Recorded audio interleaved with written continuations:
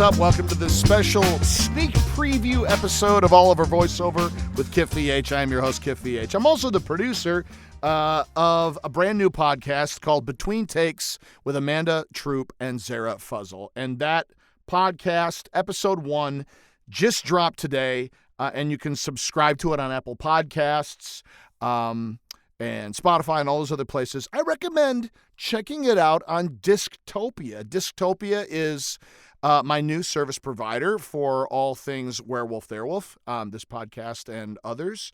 And it's a great platform that, first of all, it's very creator-centric, so it allows me a tremendous amount of flexibility as a producer to upload a wide variety of options. It doesn't cost me anything extra to create new shows, and it's also monetized. So if you listen on Disctopia, we earn money.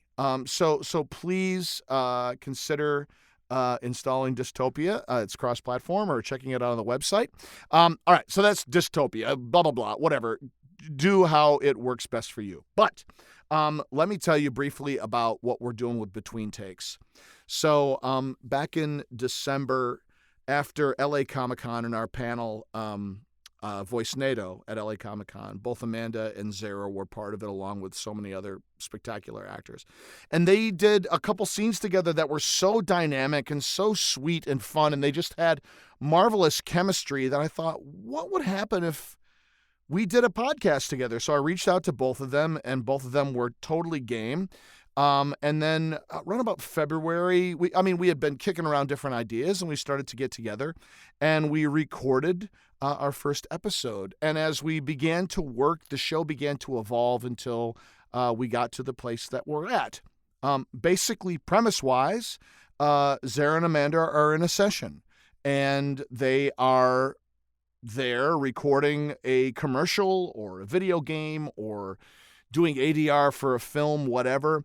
And when they're not performing, they're connecting. And this happens all the time. I've made so many wonderful friendships with other actors being in a session, and then those moments when we're not recording the work, we're able to connect. And the weird thing is, you're both on mic. So you're in headphones, and the producers and the engineer, they're all present and they can hear what you're talking about, but you might step off mic and be back over here, or the mic still might be on and you're into each other and they just mute you.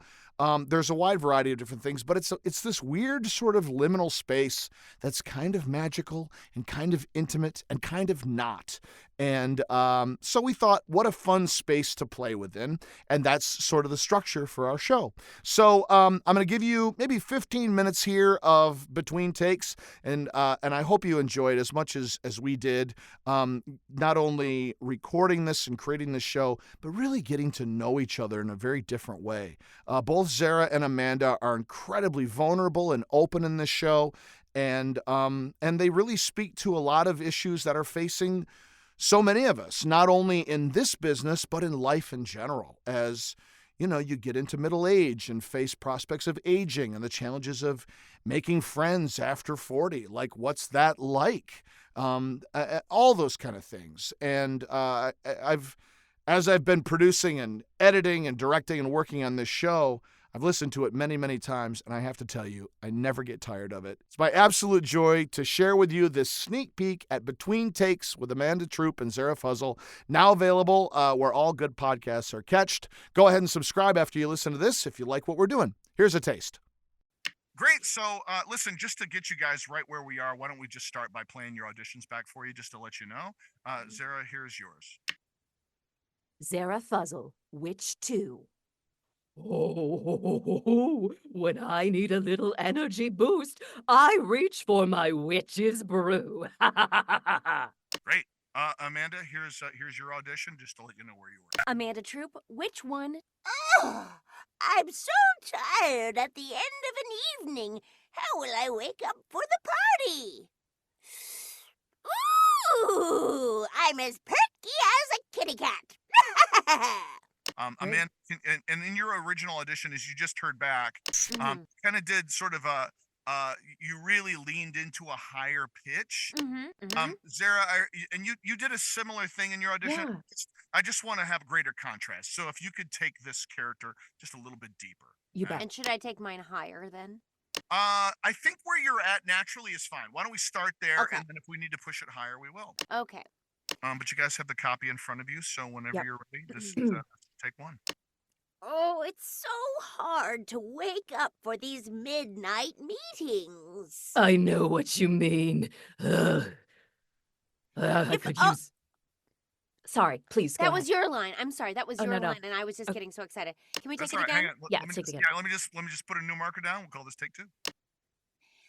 Oh, it's so hard to wake up for these midnight coven meetings. I know. My alarm clock doesn't even go off this early.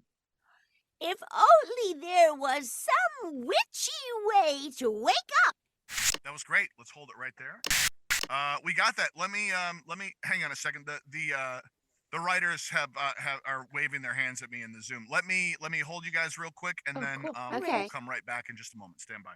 It's funny that they don't want us to say, like, witch's brew in the copy. Yeah, like that's the product name, right? Yeah, we're but I not think supposed they to. have a warlock for that. Yeah, and we don't say coffee either, which is We so don't. interesting. Legally, we can't say coffee. I guess we can't because it's technically it's like chicory based. Oh, yeah. Is that like Mhm. what Senka is? Or like yerba mate? I don't know. You sound great, by like- the way. Oh no, you sound great. I love what you're doing with that character. Thank you. It's actually closer to my natural speaking voice. Clink clink. Disney milk power. We've been telling our kid, we're like, do an evil laugh. And then Brandon and I'll go, and then he's like, ha ha. Oh! But the way we would laugh just now, we were like, coffee. Let's do it. Coffee. And then an Coffee. evil laugh.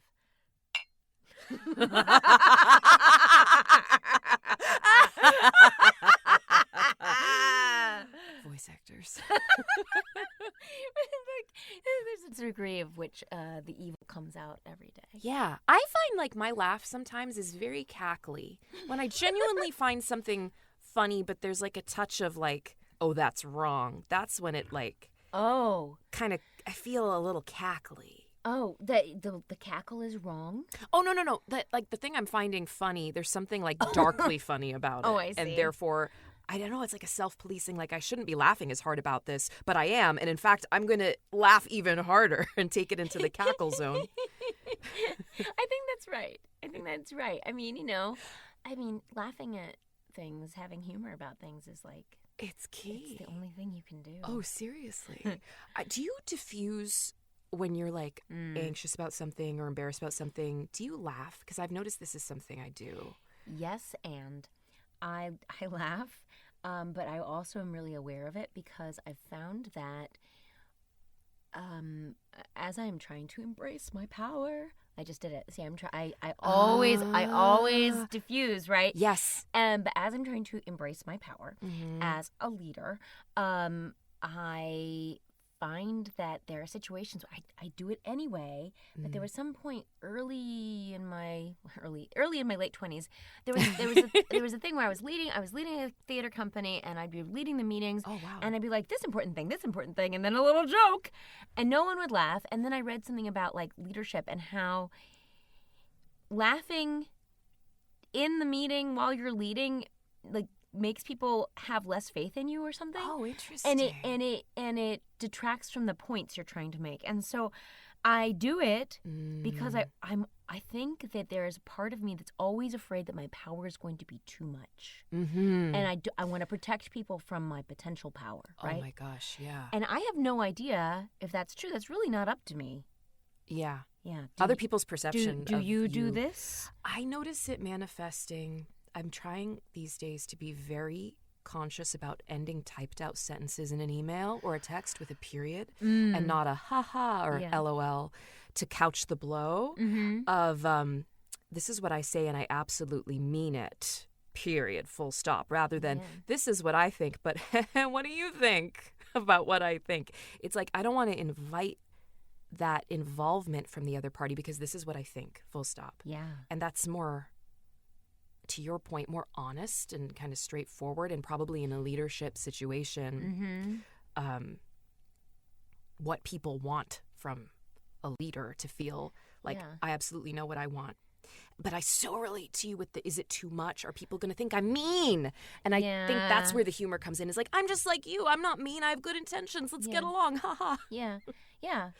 Let's make this digestible. You're involved in this too. I don't have to make all the decisions. Yeah. But I want to make all the decisions, and I should. Yeah. These decisions are going to be great. I have some really good ideas. Yeah. But, you know, it is interesting because, like, as I think that there is this whole thing with power, and so I have a friend who texts me sometimes just okay.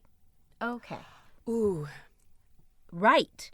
I go, oh, she's mad at me, right? But it's this there's this weird I think cultural anxiety that is, I think, amplified by within women femme groups, where there's an easing of the edges, a softening of the edges, and I think with some, it's a peacekeeping thing. Yes. A making others comfortable thing. People pleasing a little bit. People too. pleasing, but you know, it makes me curious. What if we stopped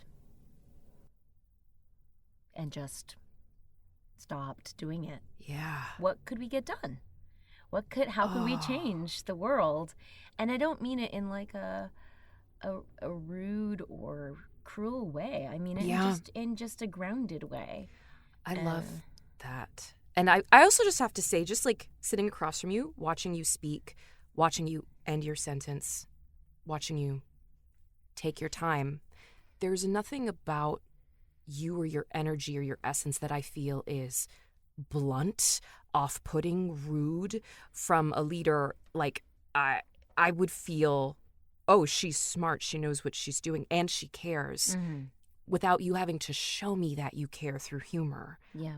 I get that from you already. And I think we don't give ourselves enough credit. We think we're so scary to other people. Yeah. I feel that all the time. And sometimes it takes an objective eye to say, that's not actually how others are perceiving you. Yeah. And even if it is, that's the part of it. Even if it is, other people are perceiving you as, oh, that's too much, or I don't like that. I have a problem with people not being angry with me, being angry with me for various reasons. Making sure that they like you. Yeah, it's so. But it's actually their problem and not our problem. And I say this fully acknowledging that I am not good at accepting the chance that someone might not like me. I want people to like me. I will stress about it after if I have a conversation. I want to make sure that I'm liked, even if it's somebody that I don't like. Right. Yes. And you know, and ooh, isn't that a thing to say, that there are people that maybe you just don't care to be around, but that you have to be nice. Yeah. And so it is a really difficult thing, but I'm all about it these days. And I don't know, life throws you curveballs, and I think I'm going to veer into something that I think about occasionally, which is sometimes people will say things like, well, things happen for a reason. And I think that is wrong.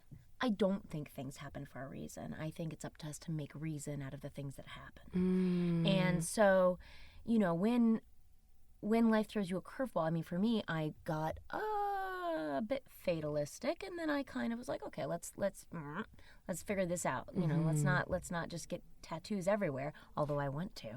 And like, let's see what's the core of that. And the core of that, there's part of it that's like, okay, I want more control in my life. Well, control is a myth. So then what else do I want? How can I become more grounded in this world? How can I be a tree? I'm not to stop you No, that's growth. done. I'm so intrigued by what you're saying. I'm wondering if you feel comfortable. Is there a specific instance where you felt this way about you becoming fatalistic about something, and then? Oh yeah, I mean, sure. I mean, when I mean, I'm not gonna, I won't get personal on this, but you know,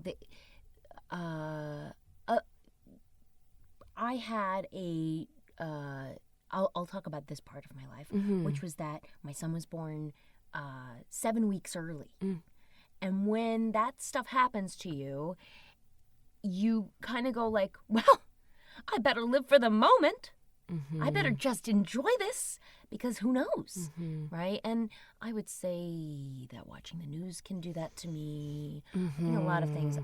There's a part of me that's hedonistic, and today's the day. What is it? Gather ye roses while ye may. That kind of thing. Yeah. So, but then there is the sustainability of it. And the way that can drive a person, it can be into substance abuse. Yeah. It can be into self-harm. It can be into bad relationships. It can be into being hyper-controlling and tight about everything. There's a lot of deviations of what can happen when those things are triggered. Yeah. Yeah. The first thing that springs to my mind is whenever I'm having a hard time and something stresses me out, right now, over the last year or so, I've noticed a very specific reflex. And that is I go to the mall and I go shopping. Yeah. And we were just talking before we started recording about, the significance of the mall and the comfort of the mall and how it was such a thing growing up in the 90s where it's like, that's where your parents would drop you off and you'd have a wonderful day. Maybe you'd buy something, maybe you wouldn't, but it would just be a nice time. And every mall was the same, no matter where you went across the country. Get your Orange Julius and Yes. see your friends buying their jams or whatever time period you're at the mall. Suncoast, getting a DVD of your favorite anime. Oh, yes. And I notice this coming out in me when I'm stressed. I go shopping. And it's something I'm hyper aware of, right? I'm like, I don't think it's a full-blown shopping addiction yet. I don't think people with an addiction know that they're like tiptoeing into the addiction. But it is something I'm like, oh, you are reaching for this thing very deliberately. To the point where I had to meet with a new doctor last week. And I kind of deliberately chose a doctor near the Century City shopping mall. Because I'm like, even if this goes terribly, I can go to my favorite place. I can go to Italy and I can get a piece of pizza and I can maybe, window shop at the Neiman Marcus. Yeah. Well, I don't know if there's a Neiman Marcus at Century City. I think there's something. There's a Bloomingdale's, Nordstrom, one of the high-end department stores. Yeah. And it's like, it's just interesting to note internally, like what you were saying, when there's something that triggers that hedonism, live for the moment. Well, what can I do to make myself feel better right now? Because right now is all I have. Yeah. And I need that fast. Yeah. Because, and this is something else that I talk to my therapist about all the time, but, there's a certain amount of like, well, if I can get myself feeling better, then I can be capable and I can take care of everything I need to do. Yeah. Get feeling better first, get happy first, yeah. then take care of everybody, and then everything will be okay. But it won't. Do you feel like you have the caretaker role in your greater family? Like, here's the thing. I am, but I'm not the only one doing it. And to acknowledge that I don't have to carry all of that myself is important. And that I can allow others to take care of me from time to time. But, this is sort of circling around this idea of like that power of leadership, that power of, women as capable as caretakers. It's all sort of, I think, intrinsically tied together. And, what are the things that we let accumulate in our lives, that we let amplify in our lives in order to get through the hard stuff. And the hard stuff is, whatever societal things are thrown at us, whatever life things are thrown at us, so that we can maintain that position of calm peacekeeping, but not too powerful and not too intimidating. That's exhausting. It is, isn't it? Freaking exhausting. What a load. What a load. Yeah. Because it's like, and, the awareness that it's all happening is good, but that is another level of thing to carry. this constant calibration of the self. To what end? And I think if that energy of constantly calibrating could be put, like you said, somewhere else, what more could we do? What more satisfaction could we move through the world and feel that groundedness, connection to purpose? Yeah. Like, I think about that a lot. Like, if I didn't have my load, my mental load, what would I work on today? Ooh. What would I do? What kind of Oh. creative thing would I do? And sometimes I have to, not sometimes, almost every time, I have to go put down the to-do list, pick up the I want list, you know, and I love that. and give those things importance. Yeah. For so much of my career, I valued the business part of it over the art. And the art was incidental to the business. The art was incidental to meeting the casting director, to getting the agent, to, networking and all of that. Because there was a lot of that. There's a lot of that. And now I'm putting the art first and I'm seeing what happens. Oops, I softened it. I'm putting the art first and I'm seeing what happens. I love it. Yeah. Great adjustment. Yeah, thank you so much. I love it because I do the same thing. And Yeah. it's so, the softening of things. And it's like, wow, be able to catch yourself in the moment and restate what it is you want and what you're doing is really cool. Hey guys, I just got some feedback from the writers. They're really happy with the direction you guys are taking it. They just like you to do it. They're sort of shifting the genre. They want to have like thunder and lightning sounds and that kind of stuff, and make it a little bit more haunted. That part of this is the digital part of this is they want to run this at Halloween. So if we can kind of lean into a little bit more of that sort of that's bad direction. Imagine that you're having a Halloween party at night, but you're still in that tired place that the script is. Are we witches still, or are we? Yes, you're real witches, and you're going to try to capture children to for the coven with your candy. Oh, okay, fun. Okay, great. All right, but the PDF should be updated with the new. Oh, I see it now. Oh, great. Yeah, okay, I see it. Okay. Oh, okay. Okay, great. All right, so I'm dropping a marker here, and we'll call this take 3 whenever you're ready. Oh, what a wonderful soiree! If only I had a way to wake up when the children arrive.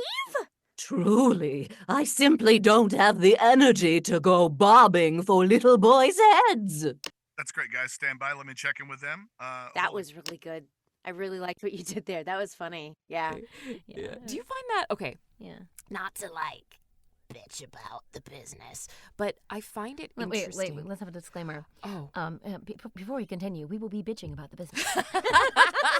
Also, you notice how I was like couching what Yeah. I really desired? Not to bitch about it. So there you go. That's just that's a sample. I didn't want to burn the whole. I didn't want to burn all the rum. So go subscribe, check it out, and we've got more shows coming your way with more bonus content that'll be exclusively available on Disctopia. Again, Dystopia is totally free as a listener to use, but it benefits the artists if you listen there. So please check that out.